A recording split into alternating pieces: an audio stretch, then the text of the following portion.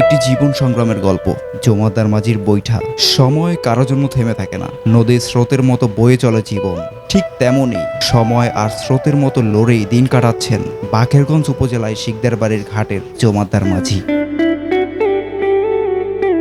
৭৫ বছরের এই মানুষটির জীবনের গল্প যেন এক সংগ্রামের নদী। এক সময় ছিল যৌবনের জোয়ার, তখন নৌকা চালানো ছিল তার নেশা, এখন তা পেশায়। বয়সের ভারে শরীর নুয়ে পড়েছে, তবে বইটা কিন্তু থামছেন না। ভোরের প্রথম আলো ফোটার আগেই জমাদার মাঝি চলে যান তার ঘাটে। নদীর ঘোলাটো জলে নৌকা ভাসিয়ে দেন। ৪ গ্রামের মানুষকে প্রতিদিন পারাপার করান তিনি। কারো বাজারে যেতে হবে, কারো আবার মাদ্রাসায়। জমাদার মাঝি যেন সবার ভরসা। তিনি বলেন, ৩৫ বছর ধরে নৌকা চালাই, নদী আমার বন্ধু, যাত্রীরাই আমার আপনজন। এখন শরীর দুর্বল হয়ে গেছে, কিন্তু না চালালে সংসার চলবে না।